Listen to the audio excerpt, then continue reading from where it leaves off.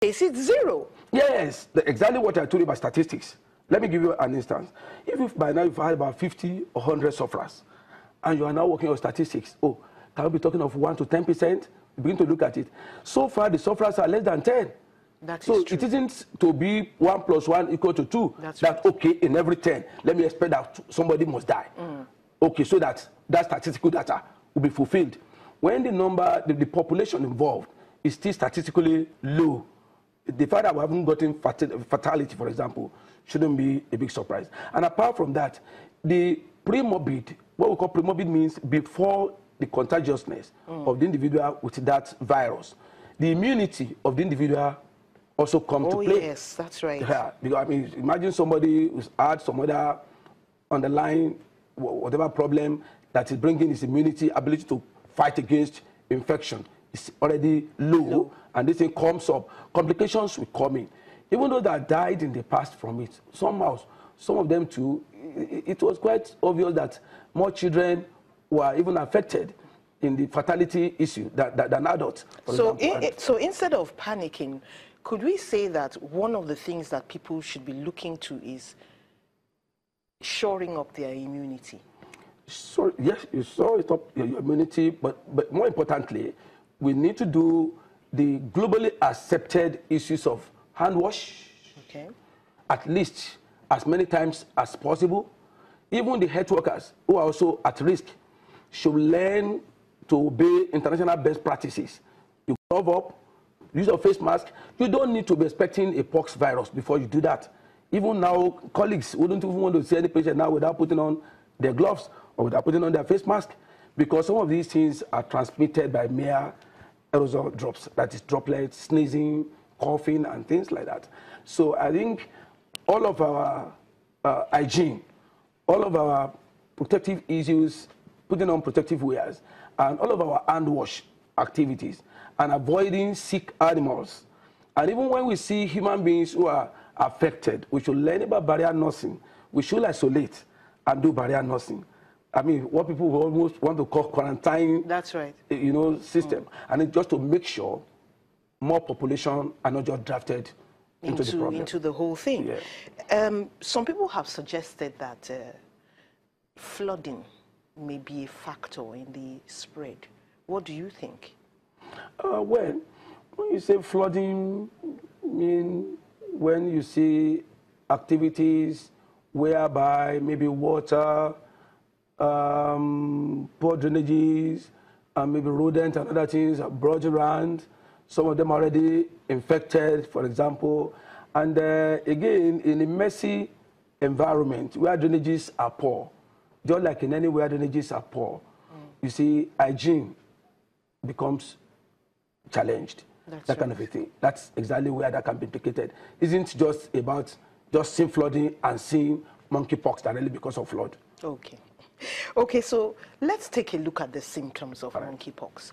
So far, we've spoken about back pain, severe headaches, lethargy, swelling of the lymph nodes, but there was no mention of hemorrhage. Is there no hemorrhage? Thank you. Somehow, the monkeypox belongs to this group we call the autopox virus. And again, it isn't just like all other hemorrhagic fevers that we are talking about. We are classifying it along the class of this DNA, along the class of smallpox or chickenpox.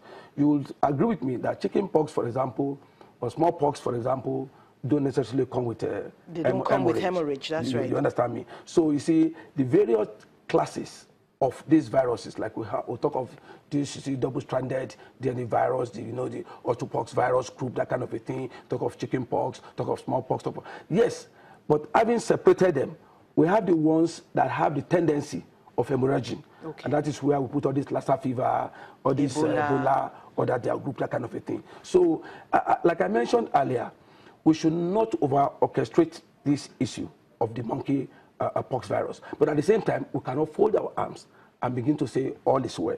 Yes. After all, even 1 to 10% fatality is not small. That's right. If the rural population is affected, 1 to 10% is on the high side. so to say. So as much as possible, prevention is better than cure in this situation, because most of the things we need is to give them, supportive therapy. Since I mean, the hinge thing we have now, since smallpox is eradicated for long, people no longer have the common vaccines all about the quarters again to say, okay, you can easily give somebody smallpox to prevent a monkey pox. Where are you going to access smallpox? You can't access the smallpox especially vaccine. for general public use. Exactly. I mean, we are wasting resources. Something has been globally eradicated, and you are now producing something. It's only occasional outbreak like this, individual cases, that we are talking about. A major problem, perhaps, a major factor fueling this fear could be the fact that the samples, the results of samples don't seem to be coming in time, so that wait also makes people panic. Shouldn't we be faster about bringing out results? You took 17 samples, maybe you took 20 samples, and by the next day or 2 days, you have the results, and everybody is cleared. That would help with the fear. Yeah, Mary, I quite agree with you on this. But don't forget one thing. We are evolving.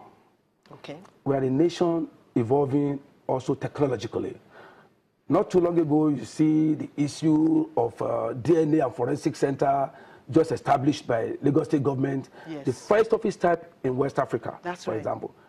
Pt.2 or ab initio were sending out of the country and waiting for God knows when to get results. Okay. And we are getting it.